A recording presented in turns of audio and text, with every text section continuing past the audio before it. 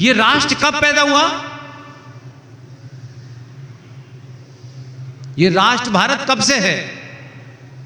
बोलिए, कोई तो बोलिए, बताइए राष्ट्र ये कब से है? भारत राष्ट्र हजारों सालों से है, हजारों सालों से है। ब्रह्मांड की उत्पत्ति से भारत है। ये पीपल का पेड़ क्या हमने लगाया है क्या? ये नदियां हमने बनाई है क्या? ये सूरज हमने लगाया है क्या? तो भारत राष्ट्र तो अनादिकाल से राष्ट्र,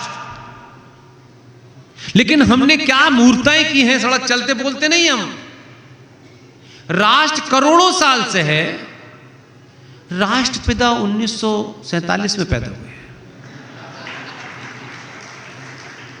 अब बताओ यार, आप राष्ट्र का पिता, राष्ट्र का कोई पिता हो सकता है? अगर भारत राष्ट्र का कोई पिता हो भी सकता हो तो या तो वेद व्यास होगा या आचार्य चाणक्य होगा। लेकिन हम कह रहे हैं राष्ट्र पिता है। अब बच्चा अगर आपका ये पूछे, जो आज का मैगी खाता है और उसके हाथ में मोबाइल है, कि पिताजी बताइए कि राष्ट्र कब पैदा हुआ था, और राष्ट्र की पैदा की डेट बताइए, तो पिताजी राष्ट्रपिता कब बने? इसका मतलब ये अनादिकाल से थे लठिया लेकर के क्या? राष्ट्र का कोई पुत्र हो सकता है, कोई पुत्री हो सकती है, लेकिन हम भारत राष्ट्रपिता हैं। ये भगवान बचाए ऐसे राष्ट्रपिता से।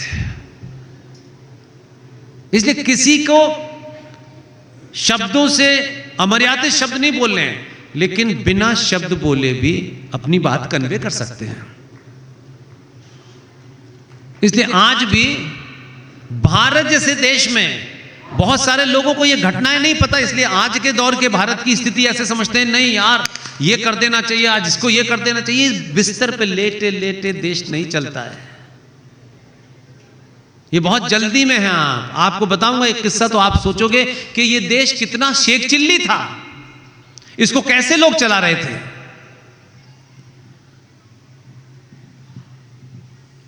27 दिसंबर 1963 की डेट किसी को याद है सभागार में? क्योंकि ऐसी डेट हमें क्यों याद रखनी है? ये क्लासिक डेट है। इस घटना को जब तक विश्व के लोग सुनेंगे ना, तो कहेंगे यार हमने दुनिया में शेख चिल्ली देखे, लेकिन भारत में तो हर दूसरा नहीं, हर पहला आदमी शेख चिल्ली है। ये डेट किसी को भी याद नहीं होगी, क्योंकि हमें अल्लाह मियां ने भेजा, इसलिए डेट हमें याद है। उन्हीं की मर्जी से आए हैं, उन्हीं की मर्जी से बोल रहे हैं। 27 दिसंबर 1963 को एक घटना कश्मीर में घटी, और वहां कुछ पॉलिटिकल उथल पुथल थी, और उस उथल पुथल के बीच में एक घटना घट गई। वहां एक जगह है हजरत बल, सुना है ना यार? किसी बात पे तो हाँ ना बोलो यार। लगे कि लोग बैठे हैं, मुझे दिख तो रहे हैं, लेकिन होने का एहसास भी तो करिए। आप ताली भले ही नहीं बजाइए, मुझे कोई चिंता नहीं है, लेकिन मुझे पता तो रहे बैठे हुए हैं। मैं आपसे फिर कह रहा हूं, मैं सुबह 4 बजे तक ऐसे बोलूंगा। इतना मटेरियल है मेरे पास, मैं जल्दी में नहीं हूं। इतनी आसानी से मुझे अच्छे लोग मिलते नहीं हैं, और मिल जाते तो छोड़ता नहीं हूं। मुझे कोई फर्क नहीं पड़ता, मैं हिलूंगा नहीं यहां से, ध्यान रखिएगा। 27 दिसंबर 1963 को कश्मीर में एक घटना घटी, और कश्मीर में एक जगह है हजरत बल, सुना है ना? है ना? क्या है हजरत बल? अच्छा गए, देखिए आपने? देखिए तो भाई सब बिना देखे क्यों बोल रहे हो? हैं? बताइए वो हजरत बल में क्या है? किसका बाल? अच्छा, कम से कम देखी नहीं सुनी तो ठीक है इन्होंने।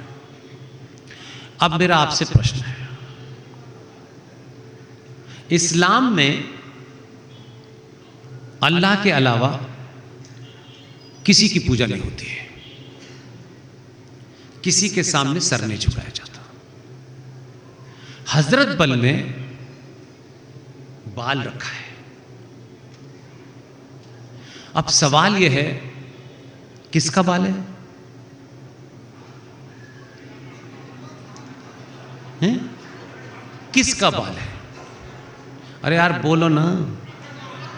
अच्छा ठीक, ये भी इन्हें जवाब ठीक ही दिया है। अब मैं ये पूछ रहा हूं मेरे भाई, ये बाल है या बवाल है? मैं किसलिए पूछ रहा हूं? मैं आपसे मैं कोई बात अमर्यादित भाषा नहीं कहूंगा। मेरे शब्दों से जो मतलब आपको निकालना है वो आप निकालें। 632 में प्रॉफिट मोहम्मद साहब इंतकाल फरमा गए मक्का में। तो ये समझ नहीं आया कि 632 में कोई विशेष किस्म की आंधी चली थी कि बाल, फिर कहां का बाल, कहां का बाल चला था?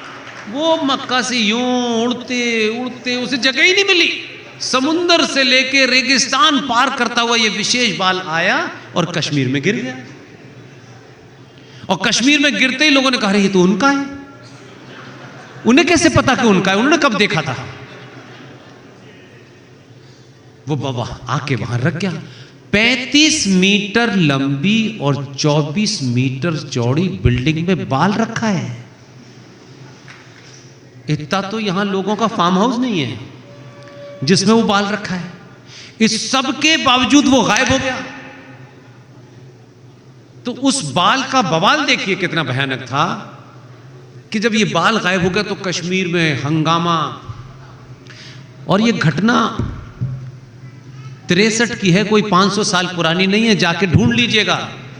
इतना बवाल हुआ कि बंगाल में दंगे हो गए। बाल मोहम्मद साहब का बाल यहां खो गया, उसमें बंगाल के हिंदुओं का क्या लेना देना है? उन्होंने तो क्लेम ही नहीं करा हमारा है, नहीं साहब। वहां दंगा हो गया, मुर्शिदाबाद में हो गया, सड़कों पे निकल आए, मोहम्मद साहब का बाल खो गया। अरे भाई बाल तुम चुराओ, हमें क्या लेना उस बाल से? तो कुल मिलाकर के देश के महान विजनरी प्रधानमंत्री ने 1 बजे देश के सीबीआई चीफ मौलिक को फोन किया और मौलिक से कहा कि मौलिक इमीडिएटली चार्टर्ड प्लेन लेकर के कश्मीर जाओ और बाल ढूंढो।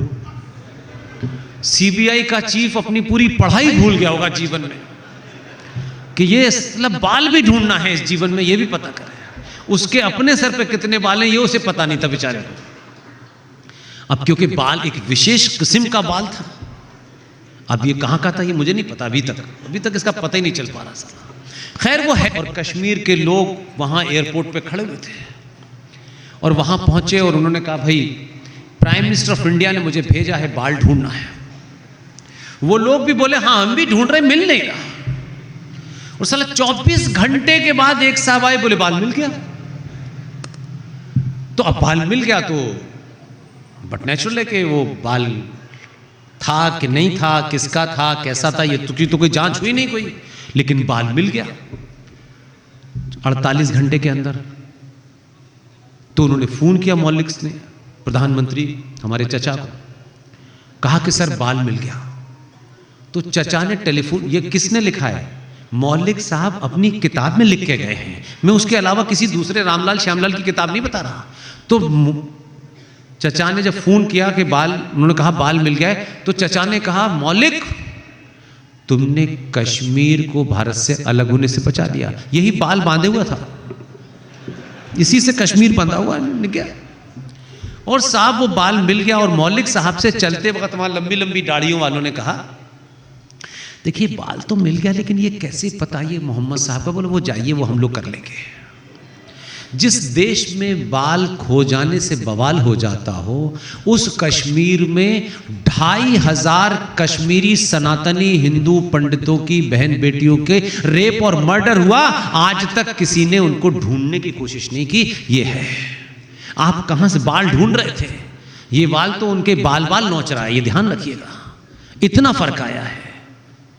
आप कहां थे, कहां से कहां चले हैं, इसका अंदाजा आपको नहीं है।